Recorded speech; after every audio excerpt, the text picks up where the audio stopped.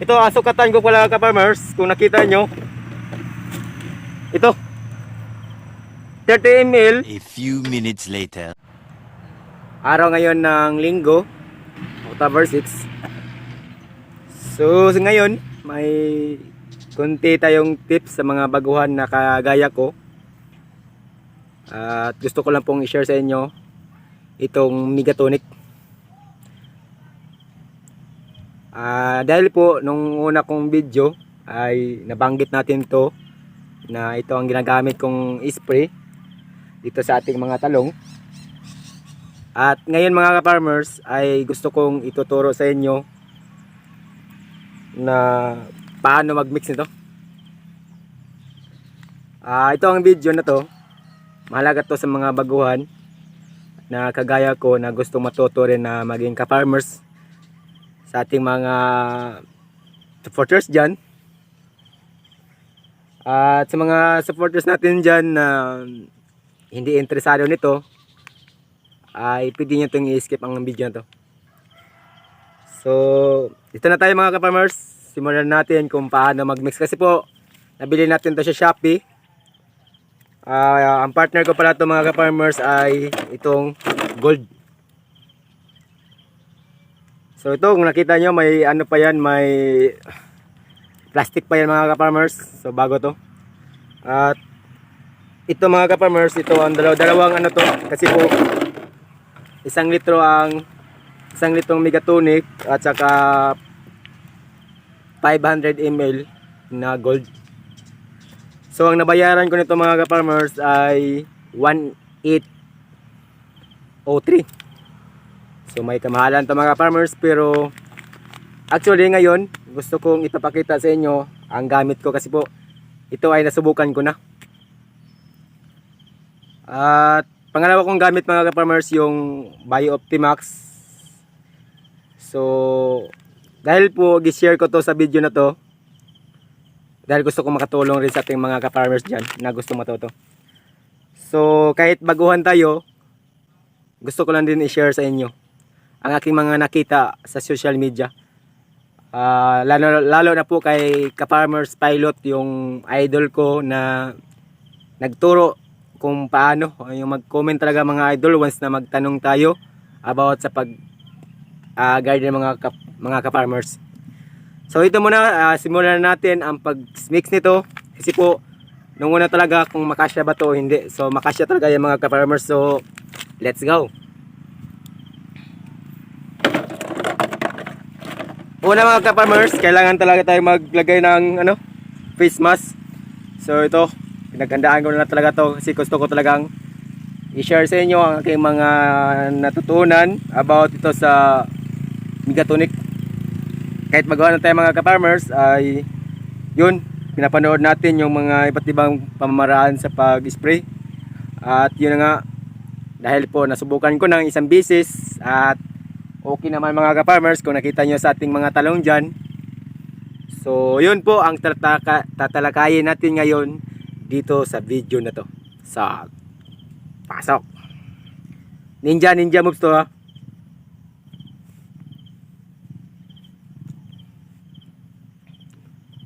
So may mga kapugian tayo ito mga ka-farmers.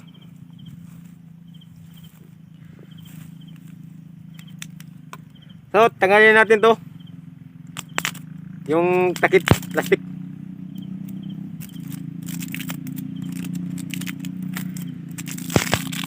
Yan mga ka-farmers, may natanggal na. So sa paggamit ko pala nito mga ka-farmers ay ang nakalagay dito mga ka-farmers ay 50 to 60 ml ang bawat 16 liter ito mga ka-farmers. Pero dahil po kay ka-farmers pilot nag-advise sa akin kahit daw mga 40 ml nito ay pwede na. So dahil po nasubukan ko, so ang ma-recommend din ko sa inyo ay 40 ml para makatipid tayo. Kasi same lang naman yung Tapos yun na nga, kung nasa inyo lang naman kung paano gamitin to. Ang sa akin na po ay gusto ko lang din i-share sa inyo ang aking mga nasubukan na obserbaran sa aking mga ginagawa. So ito. So silyado pa yan mga ka-farmers. Kita nyo. Tatanggalin natin to. Gunting lang ang gamitin ng mga ka-farmers. Andahan lang. Medyo kailangan talaga magtakip tayo nito kasi ano eh. Ganyan talaga ang buhay ka-farmers. At yun. Okay. Pag ganito ang trabaho mga ka-farmers, kailangan talagang may tiyaga ka talaga nito. At yun, may nagtatanong sa akin kung anong gamit ko. Base sa mga nakita ko mga ka-farmers, yun, di-share ko naman sa inyo. At kailangan talaga to mag-spray to mga ka-farmers. Before ka mag-harvest or pagkatapos mag-harvest, pwede ka mag-spray nito. So gahapon nag-harvest ako. So ngayon ko mag-spray mga ka-farmers. At pwede itong makuha pag Merkulis. Ma-harvest naman ulit. Tapos paghapon, pwede tayo mag-ano. So sa akin ito mga ka-farmers ay medyo malaki na. So hindi ko na kaya ma-sprayhan sa isang araw, sa isang hapon mga ka-farmers. So yun. Nag-ano ko ng ibang araw na mag-spray ko ulit. So hindi na to maubos kung ma-spray isang bisis lang, kundi dalawa. So ang spray ko dito, minsan nakadepende yan sa sitwasyon kung kailan tayo magbenta ng ating mga talong. So let's start mga ka-farmers. So ito, mitomil ang nadala sa sa sealer. So ang gagawin natin ito mga ka-farmers, ilagay lang natin dito. Ihalo natin dito yan mga farmers. Alam mo natin nakaka-boring to minsan, pero kung gusto kang matuto, kailangan talaga mag-test tayo. So ganito lang. Kunting tiyaga. Kasi hirap talaga maghanap ng mapirahan mga farmers eh. Pero yun na nga. Kailangan kumayod tayo. So, yung ibang paggamit ito mga ka-farmers ay hinahati ang bawat isa nito o kaya ginuko nila yung mitomil. Pero sa akin, binimix lang kasi po yun po nakita ko kay ka-farmers pilot. Siya ay matagal na rin sa pag-garden. So, yun, may mga advice sa akin mga ka-farmers. So, shout out pala sa idol.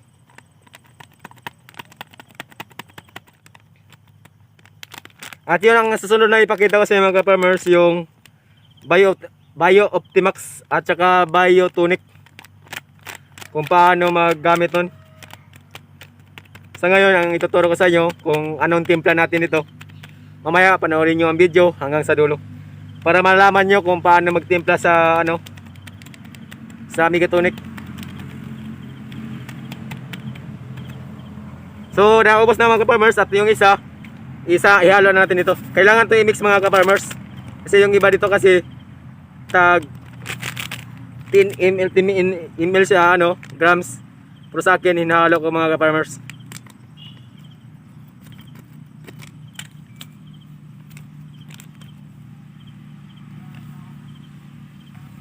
Yan. Pag napuno to, kailangan talaga tong hinto kasi lubog yan eh. Tapos alugin mo lang. Yun. Pwede na yun. O, puno na talaga mga ka-farmers yun. Nakita nyo? Kasya lang talaga to. Kasi ito ang sukat eh. Magkasukat siya eh.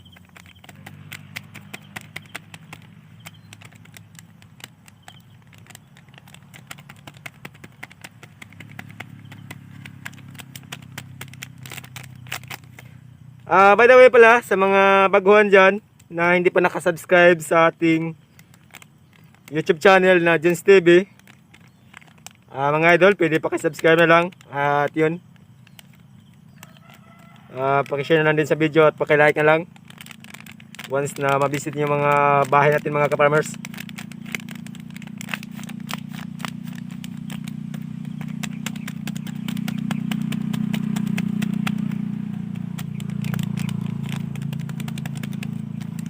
So may nagtanong sa akin gano'n kung anong gamit ko daw, yun. So gumawa talaga ako ng video para sa mga hindi ako natatakot na magaya to sa iba kasi yun ang gusto ko.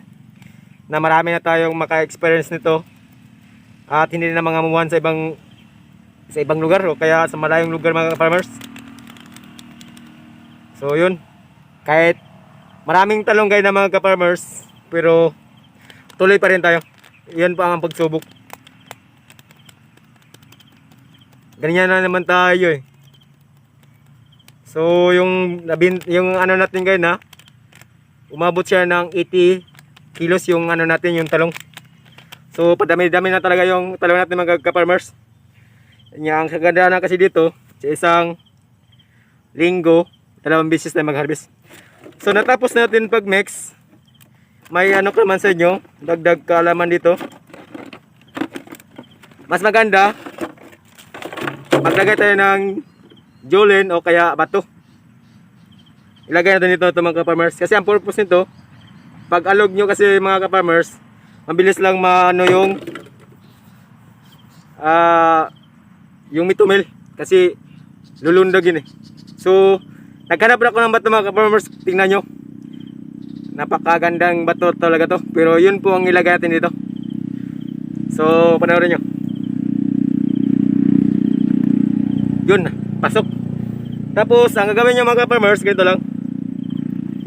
Takpan nyo ulit. Yun. Tapos, alog-alogin lang. So, yun.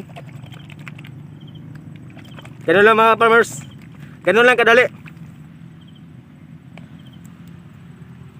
Tapos, yung goal mga ka-farmers, ito po.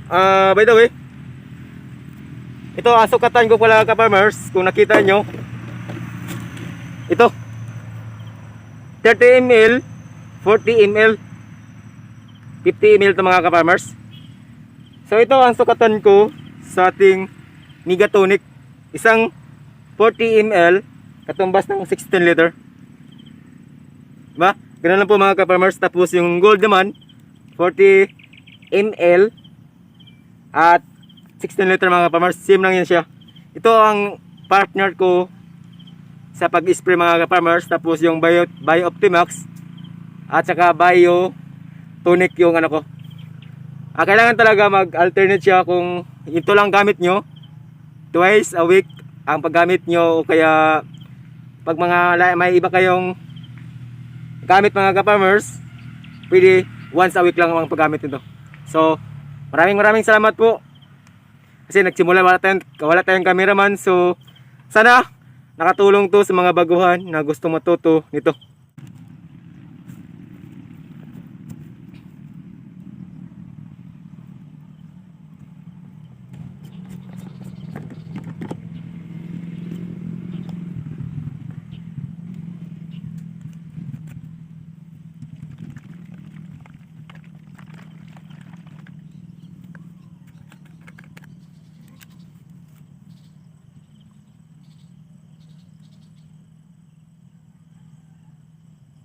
Ang ito lang mga ka-farmers, 40 ml.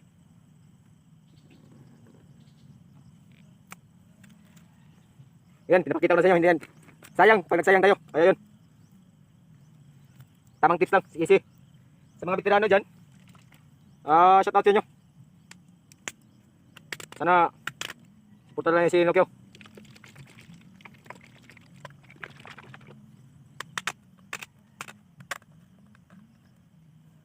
Oh, gado pa yung mga farmers.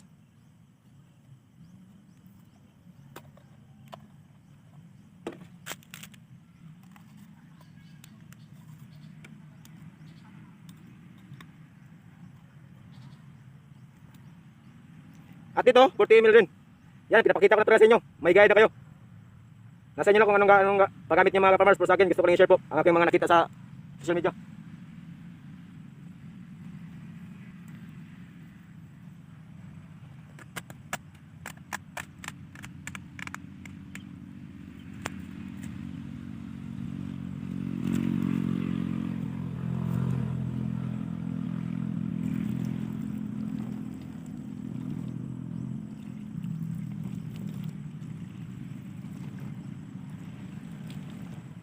At pagkatapos nyo mag-spray, pwede kayong kailangan ito na magugas or itchitira before kumain. A few minutes later. Yun mga farmers. At dito may ano tayo. Kailangan talaga itong ano yun? Haluin.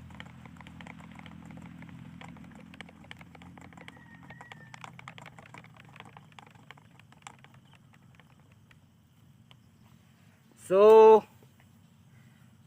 ready na po sa pag-spray dahil po wala tayong cameraman mga ka-farmers. Sana po nakakatulong talaga to sa mga baguhan dyan na gusto matuto about sa pag-garden. So dagdag kalaman sa mga baguhan, pwede kayo manood kay Ka-Farmers Pilot at may mga katanungan kayo doon na dagdag, pwede kayo magtanong doon kasi po sasagutin talaga kayo.